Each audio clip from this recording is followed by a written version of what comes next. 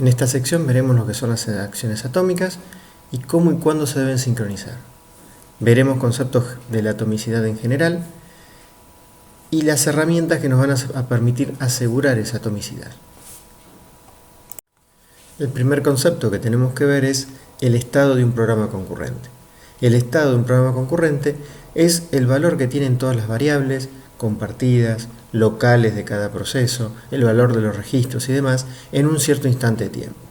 Si uno cortara la ejecución de todos los procesos en un cierto momento y de alguna manera guarda todos esos valores, ese sería el estado de un programa concurrente.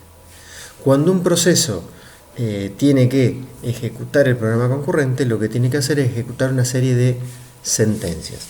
Esas sentencias, cada una de esas sentencias, en realidad está formada por una o más acciones atómicas. ¿Bien? Entonces, cuando un programa concurrente se está ejecutando, básicamente lo que ejecuta cada proceso ejecuta acciones atómicas. Una acción atómica lo que hace es una transformación de estado indivisible. ¿Qué significa? Los estados intermedios que se pueden llevar a cabo mientras se está ejecutando esa acción atómica no son visibles para los otros procesos. De esa manera no va a poder haber una interferencia en lo que está haciendo ese proceso por parte de los otros. Cuando uno ejecuta el programa concurrente, como dijimos antes, cada proceso va a estar ejecutando sus propias acciones atómicas y lo que se produce al fin y al cabo es un intercalado, un interleaving de esas acciones atómicas pertenecientes a distintos procesos. Cuando uno realiza una ejecución de ese programa, la secuencia de estados por los que se va pasando o la secuencia de acciones o sentencias atómicas que se van ejecutando forman una historia. Entonces, esa historia, que hay en cada ejecución hay muchas posibles historias, no todas esas secuencias de acciones atómicas pueden ser válidas. Vamos a ver un ejemplo más adelante donde hay secuencias que serían válidas y secuencias que no.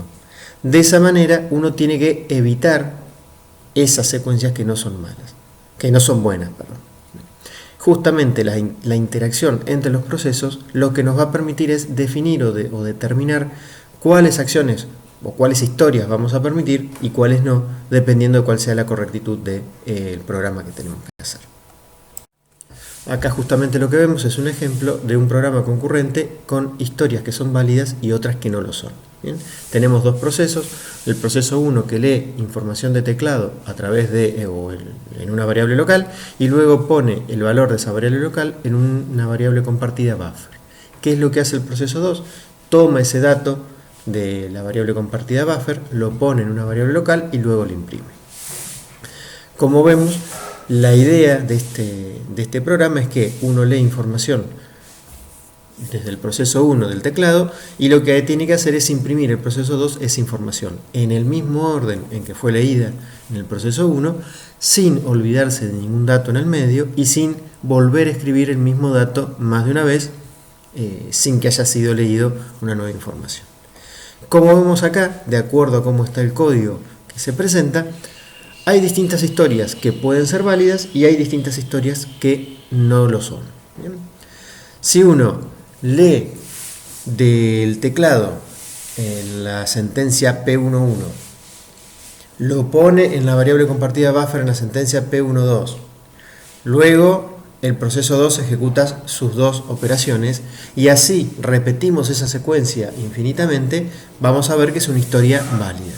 Otra historia válida podría ser que el proceso 1 lee el valor por teclado, luego lo pone en la variable buffer, luego el proceso 2 ejecuta la sentencia 2.1, cargando en una variable local su valor de buffer, y luego podemos nuevamente, una vez que ya se ha tomado ese dato y se ha puesto en la variable local i, podría ser que el proceso 1 vuelva a ejecutar sus dos sentencias. ¿Bien? Esa es otra historia válida.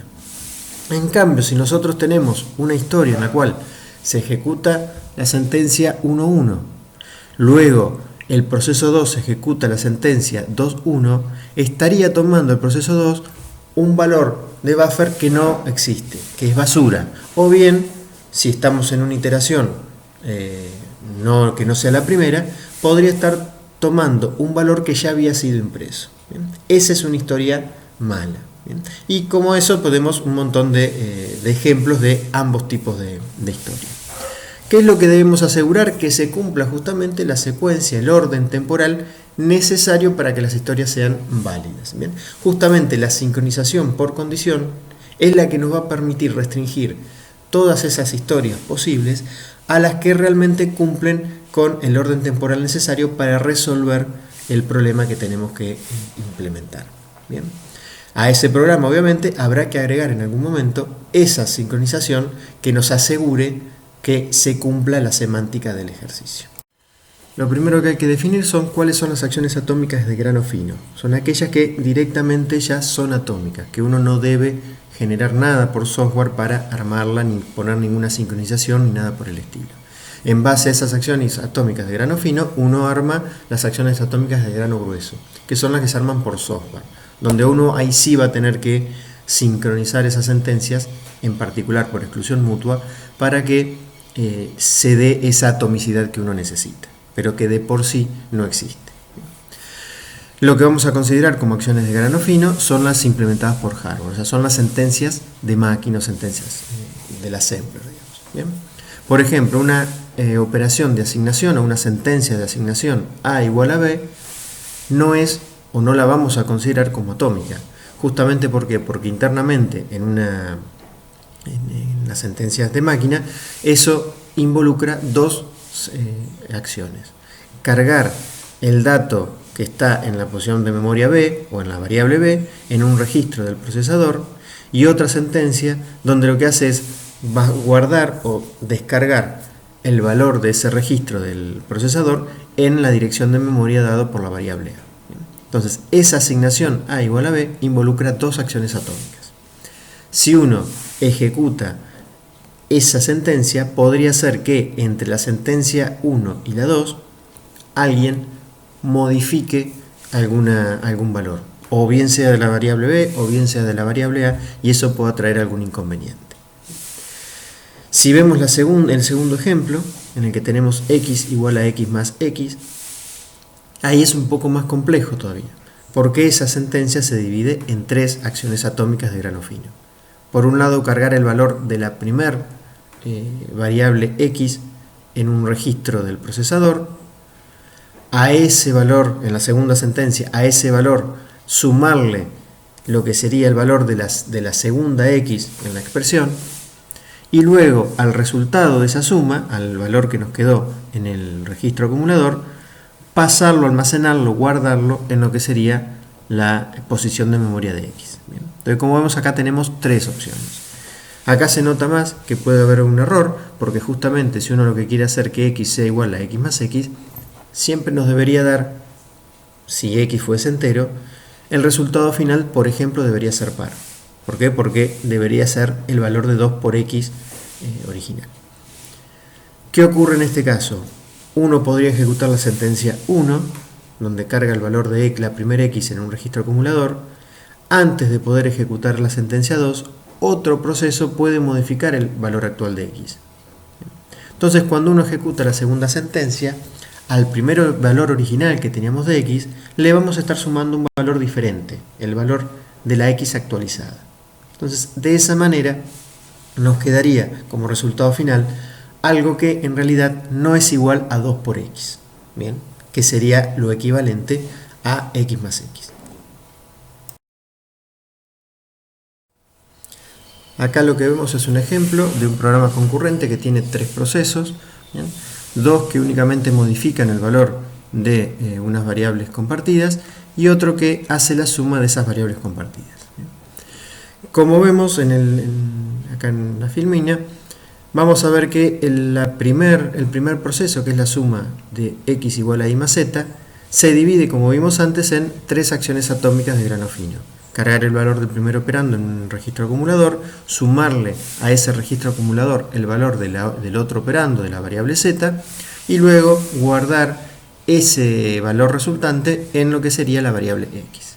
En cambio, los otros dos procesos, el 2 y el 3, que lo único que hacen es asignarle a una variable compartida un valor estático, no el valor de otra variable, sino directamente un número, esas sí son acciones atómicas de grano fino.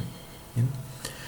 Si nosotros repasamos o vemos cómo se podrían llegar a ejecutar o tratamos de analizar distintas historias de este programa concurrente, vamos a ver que siempre I y Z van a terminar con los valores 3 y 4 respectivamente, mientras que el valor de X puede variar.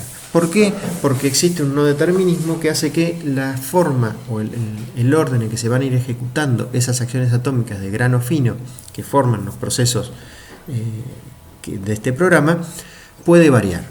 Entonces, por ejemplo, nos podría dar 6 como resultado si primero ejecutamos el proceso 1 completo, o sea, las sentencias de grano fino 1.1, 1.2 y 1.3, y luego ejecutamos los otros dos procesos. ¿Bien? No importa en ese caso si primero el 2 y luego el 3, o primero el proceso 3 y luego el proceso 2.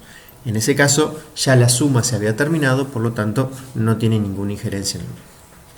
Otro valor posible que nos puede dar como resultado final la X es 5. ¿En qué caso? Si primero modificamos o primero se ejecuta el proceso 2 que modifica el valor de I y lo deja en 3, luego ejecutamos todas las acciones atómicas de grano fino correspondientes al proceso 1 y luego ejecutamos el proceso 3, en ese caso primero se modifica I dejando el valor de 3, luego se ejecuta la suma completa que sumaría ese 3 más el 2 del valor original de Z y con eso nos daría 5. Bien. Otro valor posible es 8. En este caso primero ejecutamos la modificación, el proceso 3 que modifica el valor de Z y lo pone en 4, luego hacemos la suma completa, las 3 acciones atómicas correspondientes a esa suma, y luego ejecutamos el proceso 2. En ese caso también nos daría 8. Lo que hemos visto hasta acá son 3 ejemplos en el cual siempre se ejecuta la sentencia completa. En ningún momento vamos a ejecutar algunas acciones atómicas del proceso 1 intercaladas en el medio otras del proceso 2 y del 3. Bien. Entonces vemos que si queremos intercalar esas acciones atómicas, nos pueden dar los mismos resultados que habíamos mencionado en los primeros casos. ¿Bien?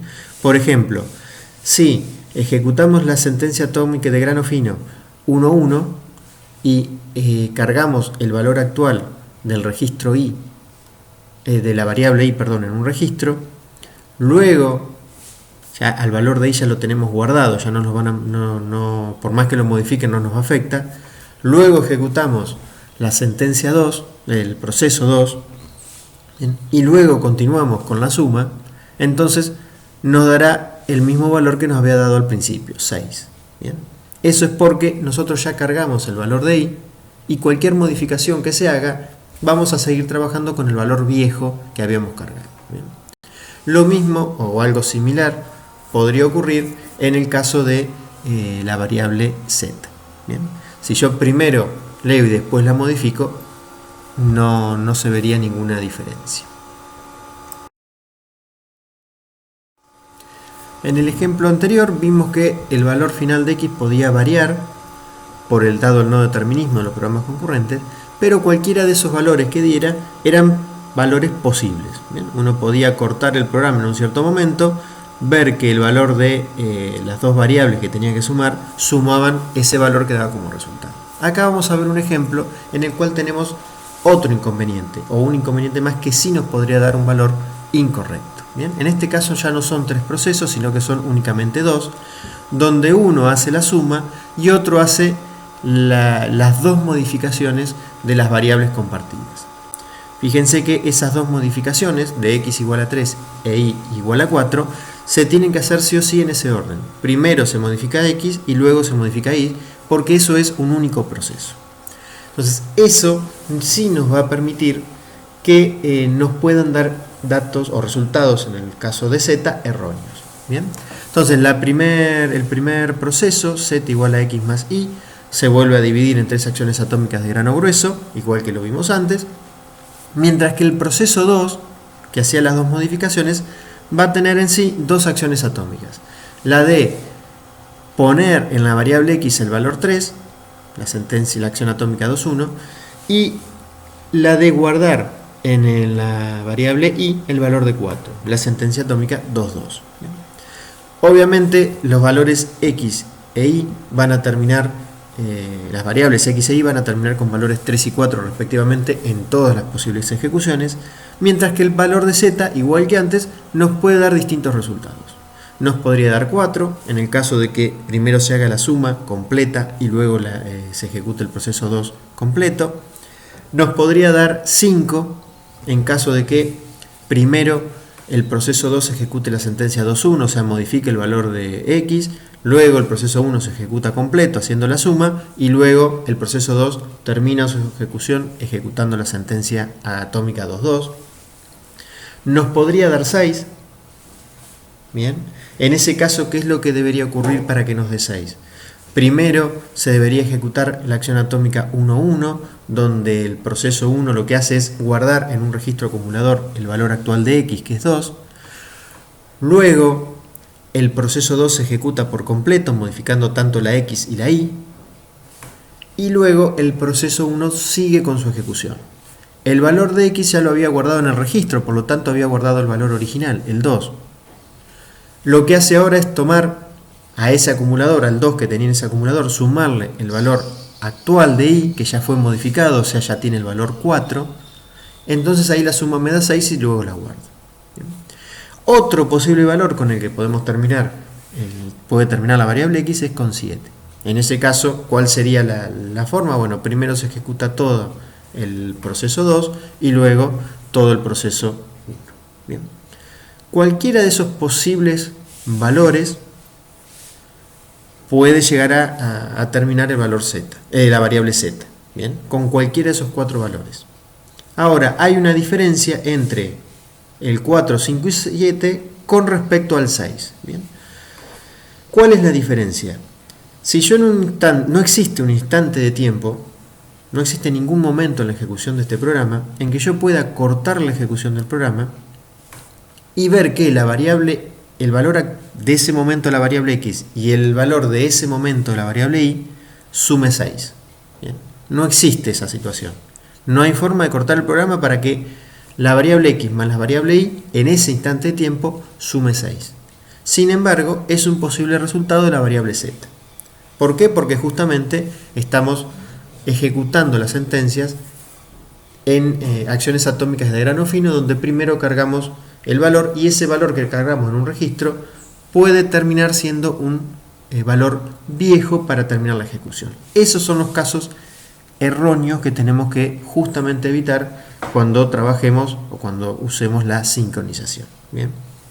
Los otros valores son posibles valores que en cualquier momento uno podría, o existen momentos, mejor dicho, que uno podría cortar la ejecución y la suma de x más y nos da ese valor, 4, 5 o 7.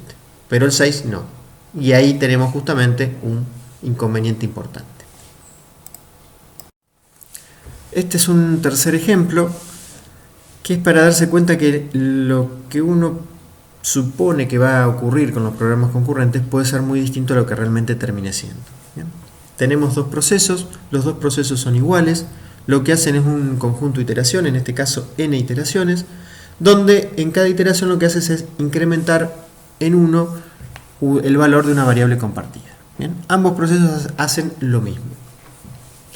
Obviamente, si uno pensara, analizando cómo está implementado el programa, analiza qué es lo que debería hacer, obviamente el valor final de x debería ser 2n, 2 por n. ¿Bien? Porque cada uno de los procesos debería haber incrementado n veces ese valor, el valor de esa variable. ¿Bien?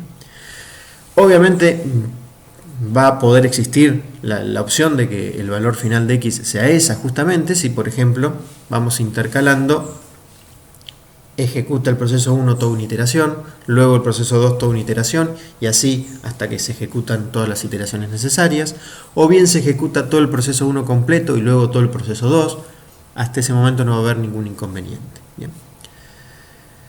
Nos podría dar n en vez de 2 por n. Bien. Y ahí en el cuadro de la derecha inferior podemos ver cómo podría ser una ejecución para que nos dé n en vez de 2 por n. Bien. En ese caso, el proceso 1 lo que hace es cargar el valor actual de x, de inicial, que sería 0, luego lo carga el proceso 2, el proceso 1 termina su operación de esa iteración en particular, luego lo hace el 2. Como el 2 está trabajando con un valor viejo porque el 1 ya lo había modificado, vuelve a sobreescribir, en todo caso, el mismo valor que había dejado el proceso 1. ¿Bien? Entonces, ambos procesos hacen la primera iteración en ese orden que les dije. Primero los dos leen el valor de x y luego terminan su operación. Entonces los dos, cuando los dos terminaron esa sentencia, en realidad nada más se incrementó una vez el valor de x. Si esto se repite, este orden se repite en cada iteración de los procesos, al fin y al cabo vamos a terminar con un valor n. Bien. Cualquier variante en ese segundo caso va a hacer que el valor final esté entre 2 más 1 y 2n menos 1. ¿Bien? Pero incluso podemos llegar puede llegar a pasar que el valor final de esta operación, de esta ejecución, nos dé hasta un valor igual a 2. En vez de darnos 2 por n, puede llegar a dar 2. En la siguiente transparencia vamos a ver justamente cómo se puede dar esa situación. Justamente acá lo que vemos es cómo ese programa concurrente puede terminar dando 2 como resultado final para la variable x. ¿Bien? En este caso vamos a ver cómo serían los pasos o cómo debería ejecutarse el programa para que esto ocurra. ¿Bien? El proceso 1 carga el valor actual de x, que es 0, en su registro. No alcanza a operar sobre él, que el proceso 2 ejecuta las n-1 iteración primeras. Bien, al proceso 2 en ese caso le va a quedar una sola iteración para hacer. En ese momento, cuando se termine este paso 2, vamos a ver que el valor actual en ese momento de x es n-1 justamente. Bien. Luego, al proceso 2 únicamente le va a quedar una iteración completa. Entonces en el paso 3 lo que hace el proceso 1 es intentar continuar con su primera iteración. O sea, incrementa el valor que él tenía como valor de x en 1, que ya lo había guardado en un registro, que había guardado justamente el valor 0, lo incrementa en 1, entonces lo que le va a quedar es un valor 1. Y luego lo guarda para terminar su primera iteración. El valor de x, en este caso de la variable compartida x, pasó de n-1 a 1. ¿Qué es lo que hace ahora? ¿Qué hacemos ahora?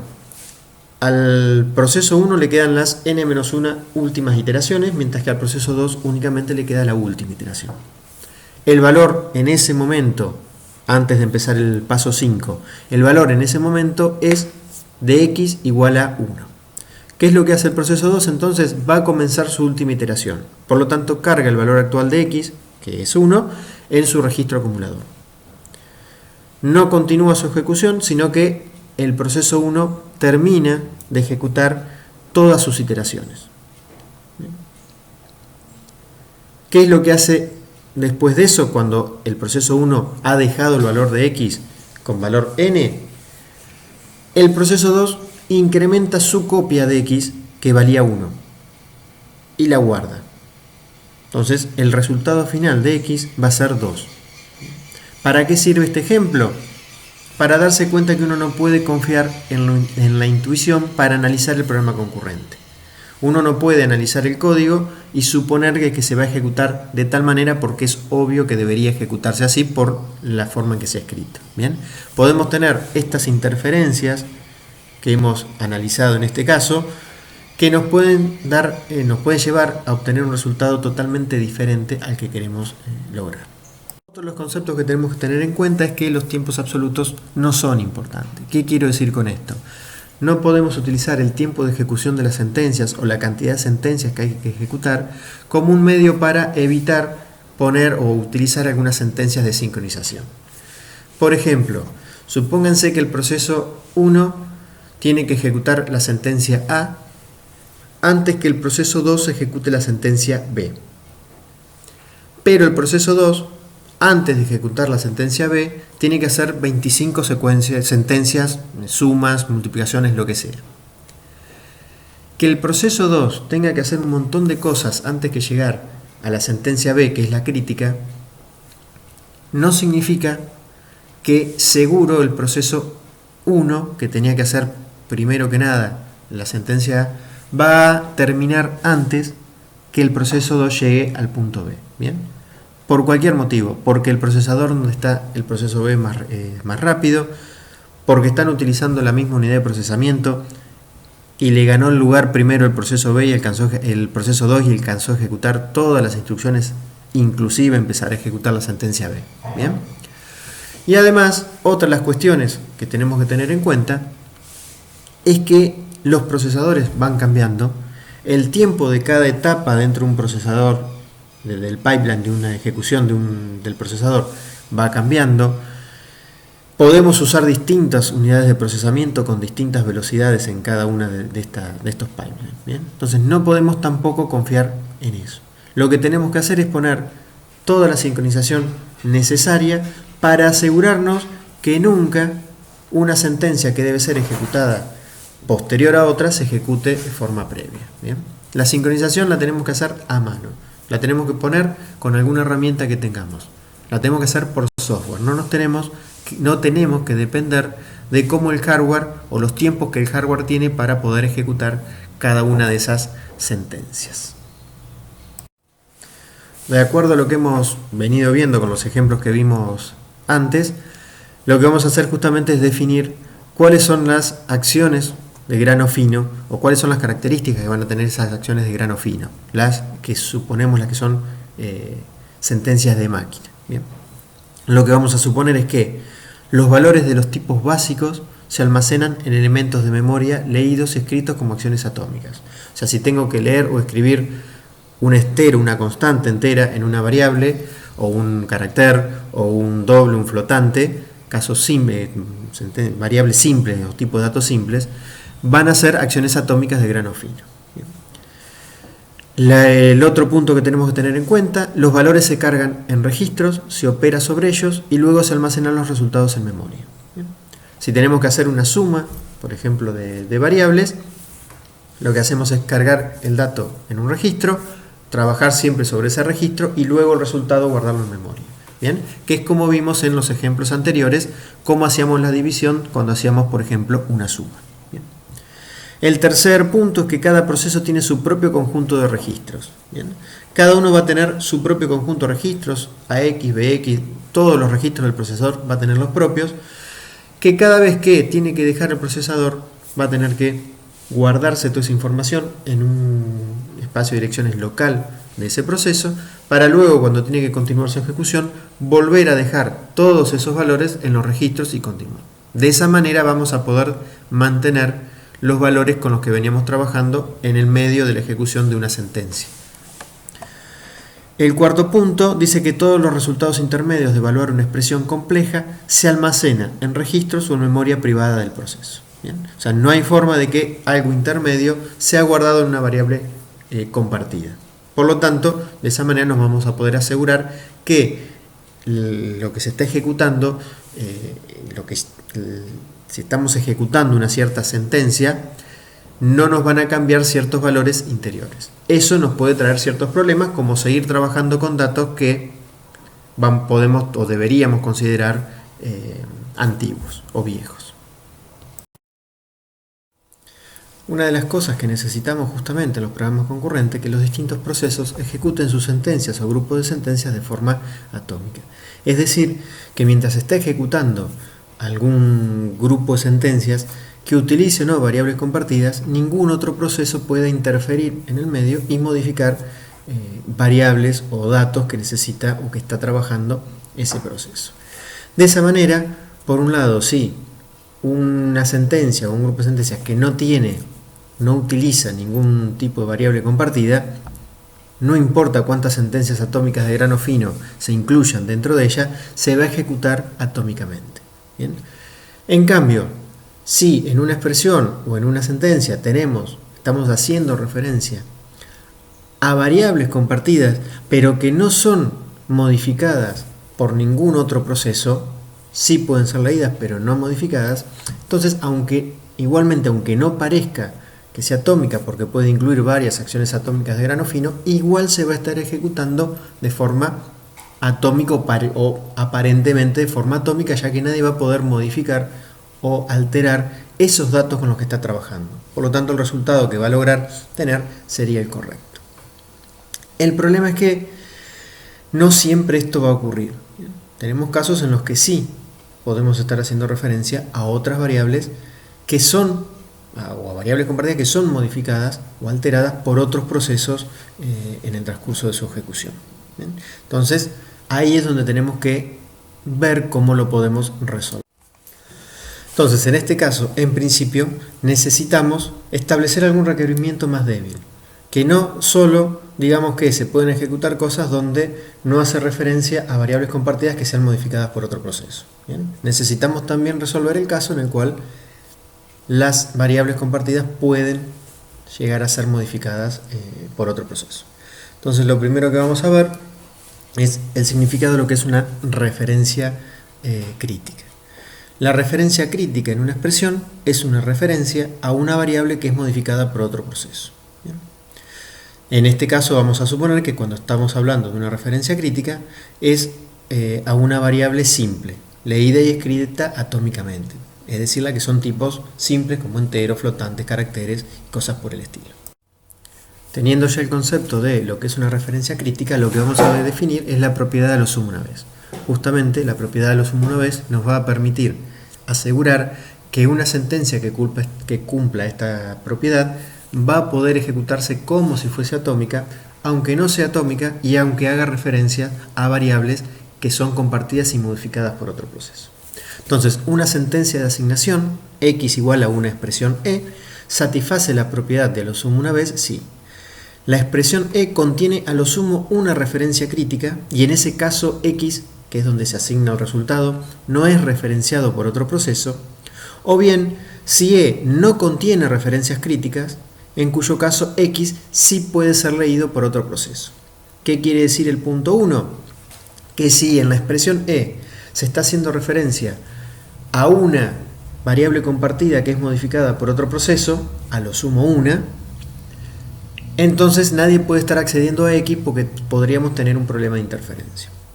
El punto 2 lo que dice es, en el caso de que la expresión e únicamente esté haciendo referencia a variables locales al proceso, a ninguna variable compartida, entonces en ese caso, o al menos modificada por otro proceso, entonces en ese caso x sí puede ser leída por otro proceso que no va a haber ningún tipo de inconveniente.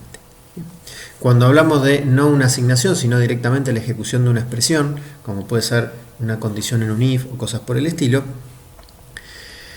satisface la propiedad de a lo sumo una vez si no contiene más de una referencia crítica. O sea, si a lo sumo está haciendo referencia a una variable compartida, leída por otro proceso y una sola vez. ¿Bien?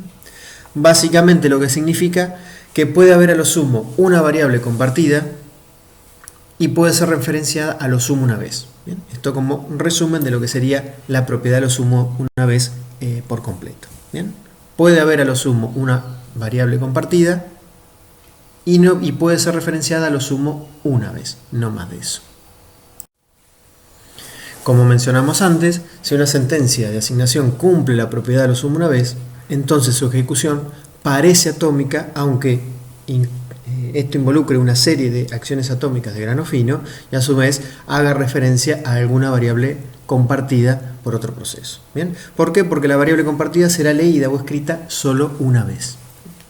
Como vemos abajo, vamos a tener acá una serie de ejemplos para ver justamente si cumple o no la propiedad de lo sumo una vez. ¿Bien?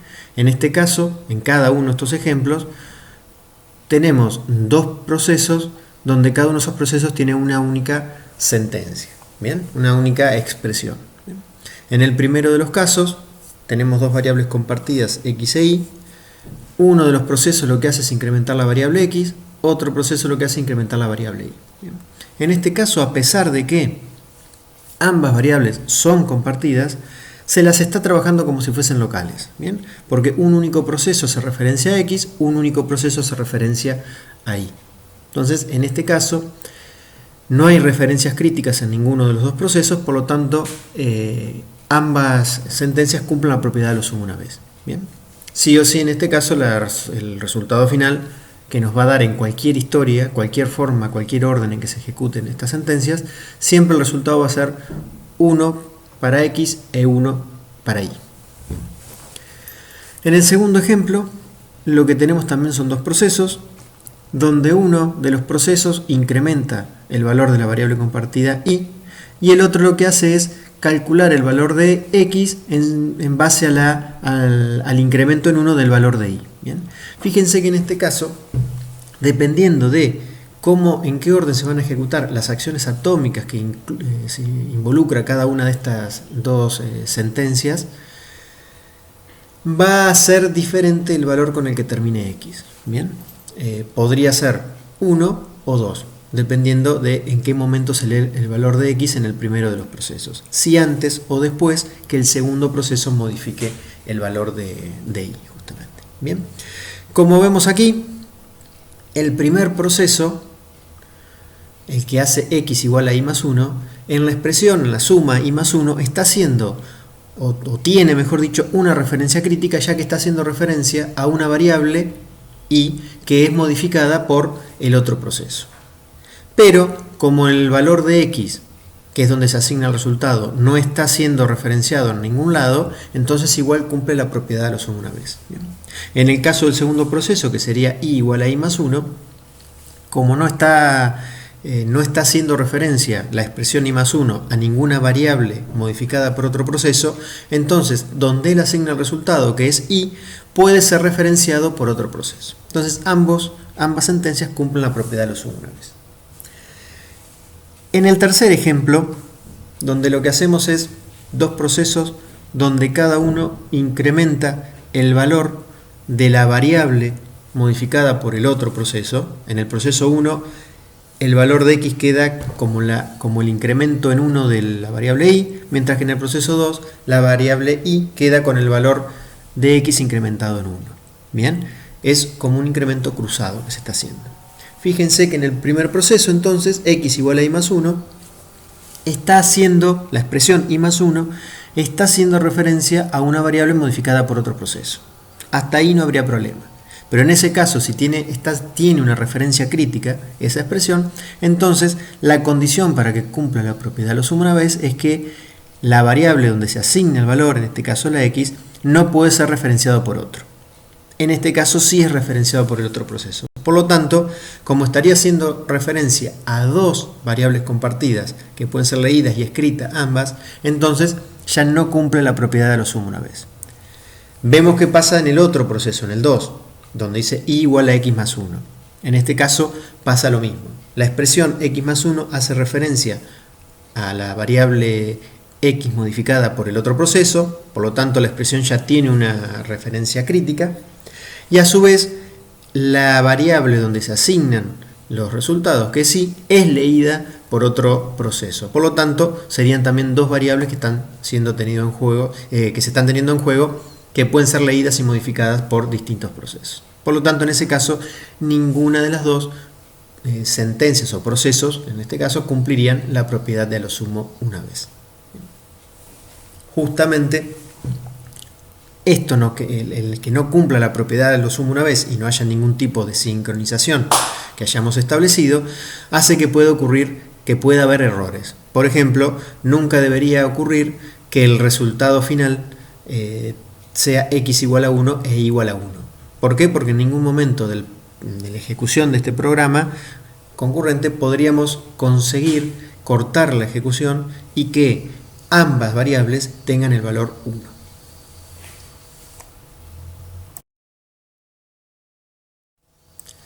Entonces, hasta acá lo que hemos visto es que justamente si una expresión cumpliera con la propiedad de lo sumo una vez, o bien no estuviese ni siquiera haciendo referencia a variables compartidas, entonces se puede ejecutar como si fuese atómica, que no va a haber ningún inconveniente, no va a haber interferencias, no va a haber ningún problema en su ejecución. Así incluya esto una serie de acciones atómicas de grano fino. Bien, la atomicidad se va a cumplir igual. El problema lo tenemos cuando esas sentencias no cumplen con la propiedad de lo sumo una vez. ¿Bien? Entonces necesitamos alguna herramienta, algo que me permita decidir que tengo que ejecutar un conjunto, una o más, podría ser un conjunto, podría ser una única sentencia, que necesito sí o sí ejecutarla de forma atómica, como si fuese una acción atómica, aunque no cumpla la propiedad de la suma una vez, aunque haga referencia a muchas variables compartidas que son modificadas por otros procesos, o aunque incluya un montón de sentencias que tienen algún tipo de relación entre ellas y nadie debería poder interferir en el medio hasta que todas ellas se terminen de ejecutar. ¿Bien? Eso es justamente lo que se llama hacer sincronización por exclusión mutua. ¿Bien? De alguna manera programar un bloque de sentencias que esté seguro que se van a ejecutar sin que ningún otro proceso en el medio pueda interferir. Lo que necesitamos justamente es un mecanismo de sincronización para construir lo que llaman acciones atómicas de grano grueso. ¿Bien? Una sentencia o un conjunto de sentencias que involucra en realidad muchas acciones atómicas de grano fino, o estas que decíamos antes que nos daban la sentencia de máquina, que se tienen que ejecutar como si fuese una única acción atómica, sin que nadie en el medio pueda ver o alterar las variables, por ejemplo, compartidas con las que estamos trabajando. ¿Bien? Para esto tenemos las sentencias await. Estas sentencias nos van a poder permitir justamente ejecutar un conjunto de sentencias en forma atómica, por ahora para desarrollar soluciones con pseudocódigo. Después veremos cómo estas, con distintas herramientas, cómo se pueden simular este tipo de sentencias. Bien, esto es más que nada para poder empezar a trabajar y ver la idea de cómo deberían resolverse, suponiendo que tenemos algún mecanismo para realizar esta sincronización por exclusión mutua en particular, y vamos a ver que también nos va a servir para sincronización por condición. Bien. En este caso lo primero que vemos es cómo podemos implementar sincronización por exclusión mutua únicamente. Bien. Entre menor y mayor lo que tenemos que hacer es poner la sentencia o conjunto de sentencias que tenemos que ejecutar con una acción atómica de grano grueso, y nos aseguramos que ningún otro proceso al mismo tiempo puede estar ejecutando ese pedacito de código. ¿Bien? No puede haber dos procesos al mismo tiempo ejecutando esa acción atómica de grano grueso. Obviamente que si dentro de esa expresión estamos haciendo referencia a la variable compartida A y hay otro proceso que está modificando la variable compartida A sin haber definido una acción atómica de grano grueso con este menor mayor, bueno, ahí igualmente va a poder realizar, generarse una interferencia. ¿Bien? La expresión utilizada para sincronización por exclusión mutua con el menor mayor, la única manera de asegurar que no se pueda generar la interferencia es que ambos procesos, cuando tengan que hacer referencia a esa variable compartida, lo hagan dentro de una de estas sentencias await. Lo que vimos recién son sentencias atómicas, en todo caso incondicionales. ¿Bien? Una vez que el proceso llegó a ese punto y logra acceder de forma exclusiva a ese bloque de sentencias, las va a poder ejecutar sin inconveniente. Si hay otro proceso que esté ejecutando ese bloque, entonces va a tener que esperar hasta que se libere. Pero una vez que logra encontrarlo libre como para poder acceder y ejecutar las expresiones, la expresión E sin que nadie interfiera, lo va a poder hacer. Eso es lo que se llama sentencias atómicas incondicionales. Pero las sentencias await también nos va a permitir, además de hacer sentencias atómicas incondicionales, hacer sentencias atómicas condicionales. ¿Qué se refiere esto? Esto lo que hace es unir sincronización por exclusión mutua con sincronización por condición, ambos en una misma expresión. En este caso, uno lo que va a decir es que el proceso con exclusión mutua va a tener que esperar hasta que la condición B sea verdadera. Y cuando la condición B es verdadera, sin salir de esa exclusión mutua, va a poder ejecutar el conjunto de sentencias S. ¿Bien? Si no hubiese encontrado, cuando logra acceder a esta sentencia web, si no encontró que la condición B es verdadera, lo que tiene que hacer es deja por un instante la exclusividad en el acceso a esa zona para que otro pueda entrar y se quede esperando al principio en esa misma sentencia wait hasta que logra encontrar que B es verdadero. Cada vez que evalúa B, lo está haciendo dentro de la exclusión mutua dada por las sentencias await. Si la condición es falsa, libera la sección crítica y después volverá a entrar hasta que logre encontrar la verdadera. Si encuentra la condición B verdadera, entonces automáticamente, sin salir de esta exclusión o de esta atomicidad que nos da la sentencia White, ejecuta las sentencias S. Esto es para que justamente mientras se chequeó que la condición es verdadera y empiece a ejecutar el conjunto de sentencias S, nadie en el medio haya podido modificar el valor de esa condición. Nos asegura eso. Entonces, esta sentencia White, que es la completa, lo que dice es: espera hasta que la expresión B, la condición B, sea verdadera. Ahí nos estaría dando justamente la sincronización por condición. Y una vez que es verdadera, sin salir de la atomicidad, ejecuta el conjunto de sentencias S. Ahí nos está dando la parte justamente de sincronización por exclusión mutua. Bien. Esta sentencia, a su vez, podría no requerir, como vamos a ver más adelante, el ejecutar un conjunto de sentencias, sino únicamente servirnos como sincronización por condición, que en ese caso únicamente tendríamos la parte del await y la condición booleana B, sin S, que es el conjunto de sentencias que se ejecuta. En ese caso únicamente estaríamos ejecutando sincronización por condición. En resumen de estas sentencias await, justamente lo que tenemos es una sentencia que tiene un alto poder expresivo, me sirve para justamente representar exclusión mutua y sincronización por condición al mismo tiempo o por separado, pero el costo de implementar esto es muy fuerte, es un costo demasiado alto, muy difícil de poder implementarse concretamente como si fuese una herramienta de algún lenguaje en particular. Vamos a poder de alguna manera simularlo, tratar de resolverlo con otras herramientas, pero no vamos a tener una expresión, un tipo de sentencias que sea tan poderoso como el que estamos viendo acá, que es en realidad para realizar soluciones con pseudocódigos.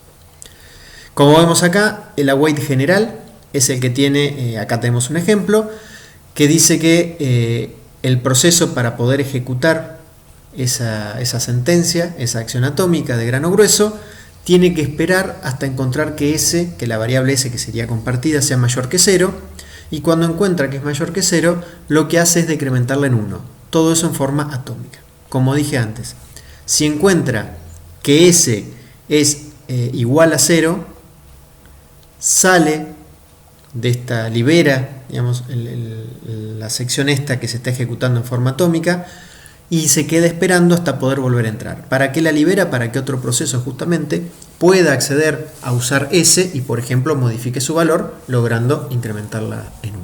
Entonces, cuando vuelve a entrar, porque está nuevamente libre el uso de S, y vuelve a chequear la condición, si en ese caso sí le encuentra mayor que 0, atómicamente, sin que nadie en el medio pueda acceder a este grupo de sentencias, lo que va a hacer es decrementar en 1 esa variable.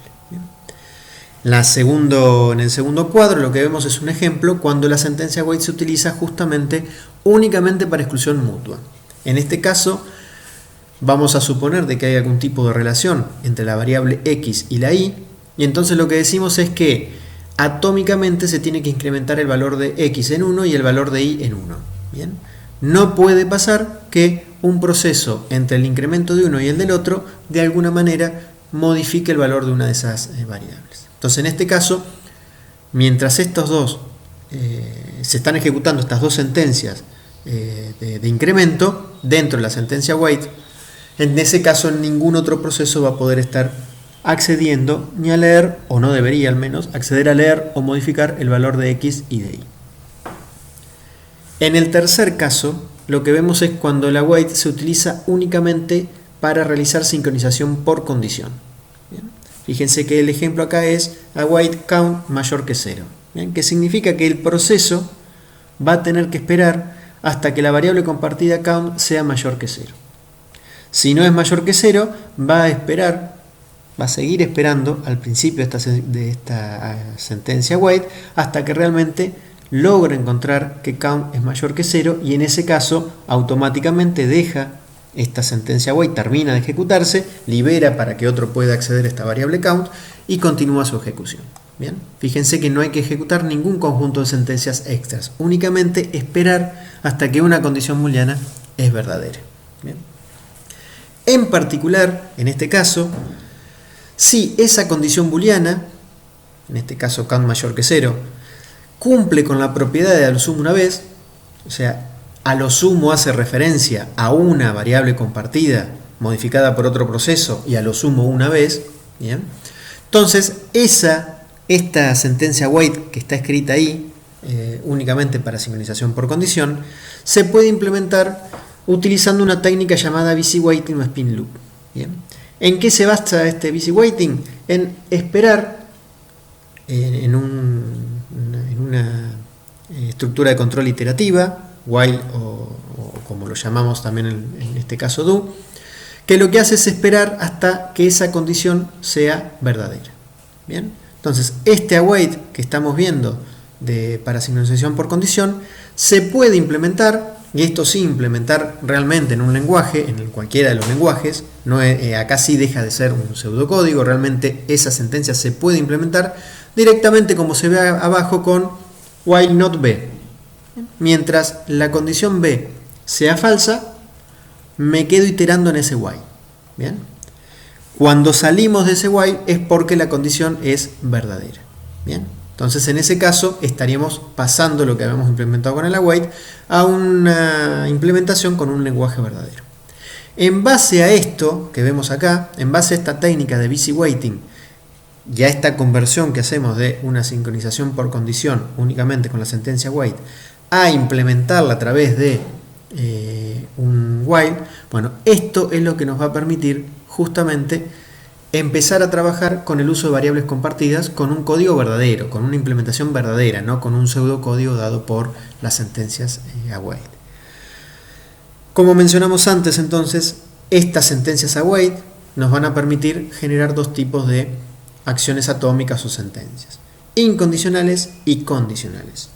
Incondicionales son las que no utilizan la condición o la espera por la condición, las que no utilizan justamente la palabra await. ¿Bien? Cualquier sentencia que nosotros pongamos en un programa que únicamente utilice la sentencia await para exclusión mutua, o que no utilice directamente sentencia await, que no ponga nada, son acciones atómicas incondicionales. Cuando la sentencia que estamos utilizando con el await tiene que utilizar la condición, lleva concretamente la palabra await y la condición booleana, esos son lo que se llaman sentencias atómicas o acciones atómicas condicionales. ¿Por qué? Porque en ese caso no importa si el proceso tiene o no el control de, por ejemplo, la unidad de procesamiento, no importa si puede o no ejecutar una sentencia, si la condición no se cumple, el proceso se tendrá que quedar bloqueado ahí esperando hasta que la condición sea verdadera. Que eso justamente lo diferencia de lo que sería, por ejemplo, un if. Si yo tengo un if, chequeará la condición, si es verdadera hace una cosa, si es falsa hace otra, pero continúa trabajando, no se bloquea. En cambio con el await sí. Por eso es que se llama condicionales. Para poder continuar su ejecución, sí o sí necesita que la condición booleana dada por el await sea verdadera. Si no, se bloquea ahí hasta que eso sea verdadero. En este caso lo que tenemos es un pequeño ejemplo que ya hemos hablado, ya hemos mencionado, el problema de productor-consumidor, donde hay un único proceso productor, un único proceso consumidor. Tenemos un buffer limitado de un tamaño n, donde el productor lo que hace es generar elementos y dejarlos en ese buffer para que el consumidor los pueda tomar y consumirlos. El consumidor debe tomar los elementos de acuerdo al orden en que fueron hechos, en que fueron depositados. ¿Bien? Esa es la condición básica que tenemos que cumplir. Obviamente el consumidor no puede tomar un elemento de un buffer que está vacío, ni un productor puede dejar un elemento en un buffer que está lleno. ¿Bien? De este ejemplo, lo importante que tiene justamente es que nos permite trabajar con ambos tipos de sincronizaciones. Necesitamos sincronización por condición, para que el productor no deje un elemento en un buffer lleno, ni que tampoco lo descarte cuando lo encuentra lleno, sino que tenga que esperar hasta que haya un lugar para dejar ese elemento que generó, y tampoco que un consumidor tome un elemento de un buffer vacío, y tampoco que siga haciendo otra cosa, sino que espere hasta que haya algo para poder tomarlo y continuar. ¿Bien? Entonces vemos aquí que justamente está en el productor. Lo que necesitamos es, además de generar en cada iteración un elemento, es después de generado ese elemento, esperar a través de una sentencia wait hasta que la cantidad de elementos del buffer sea menor que n. Si es igual a n, tendré que esperar ahí bloqueado hasta que realmente sea menor que n. Si es menor que n, y sin salir del uso exclusivo de esas variables, lo que hago es depositar en el buffer el elemento generado y obviamente incrementar la cantidad de elementos del buffer para que el consumidor en ese caso sepa que hay un elemento más, o además se vaya llevando la cuenta de cuántos elementos hay en ese buffer.